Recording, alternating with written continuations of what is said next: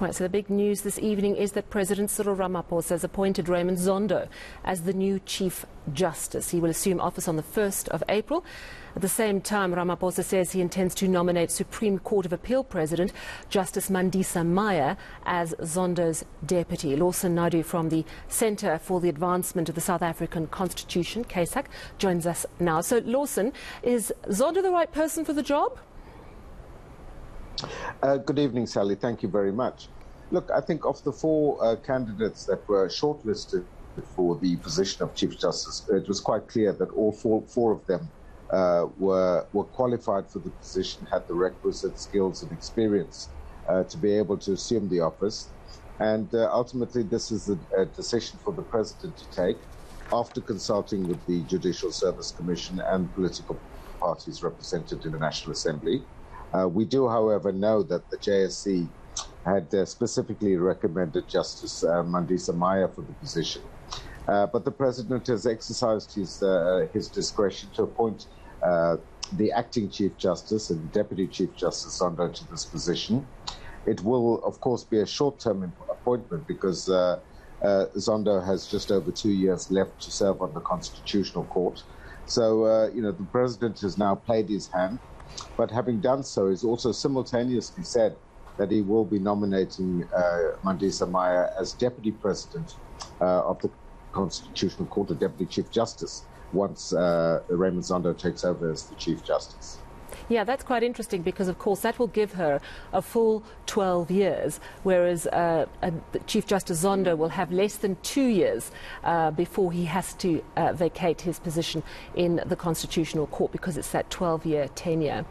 Do you think that this issue, and it is the President's prerogative to make the final call, but of course he also elected to have those JSC meetings in public, and we were all very much watching what was going on, and at the end of it, the JSC clearly nominated Mandisa Maya for the position. Do you think that this is going to have any kind of political fallout? Well, I'm sure there will be some fallout because the President is going against the recommendation of the Judicial Service Commission, which many of us would argue that they were not entitled to make, that they were merely entitled to advise the President on the four candidates he had named. I think it's important that, however, that the President seems to have learnt his lesson now, and rather than opening up a process like we did for the Chief Justice, has chosen to nominate one candidate for Deputy Chief Justice in the form of Mandisa Maya, and not wanting to go through the same process that he's had to endure over the last few months. With the JSC interviewing four candidates and making a recommendation to him, which he has now, exercised his own authority over. So I think that's the important message in all of this, is that the President has now realized that he has the authority and needs to use that to appoint people that he believes are deserving of those offices. What do you think is going to be the biggest challenge for our judiciary over the next 2 years?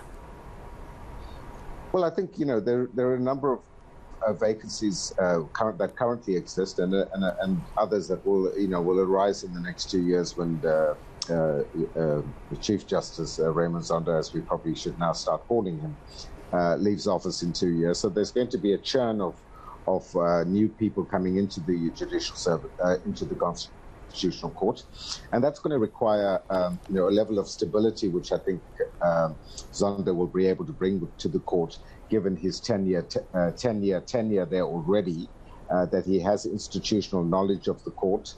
But on the other hand, he's still busy wrapping up the reports of the State Capture Commission, which are, the final report is due at the end of April. So, he's going to be very busy in the first few weeks of his tenure as Chief Justice, especially as we also know that the Judicial Service Commission will be sitting in April to interview candidates for those two existing vacancies on the Constitutional Court. So as he takes office, his plate is going to be rather full. Let's talk about the Constitution, because the Constitution's had quite a hammering from different sides, particularly over recent months. We saw the broadside from Lindiwe Sisulu, and of course we saw Raymond Zondo coming out and rebuking her for that. Is Raymond Zondo the right guardian of our Constitution and all it holds at this time? Well, I think the one thing that Zondo has shown to us is that he is fiercely independent. He will apply his own mind to issues and not be swayed by political considerations.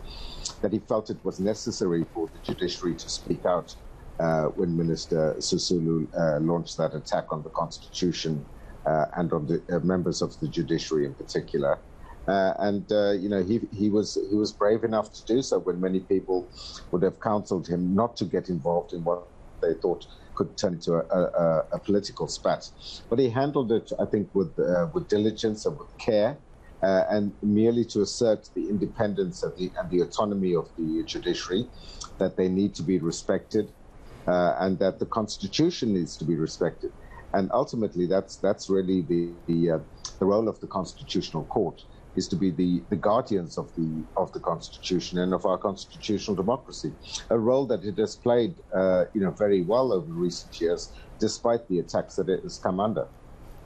Thank you so much for chatting to us this evening. Lawson Naidoo, he's from CASAC.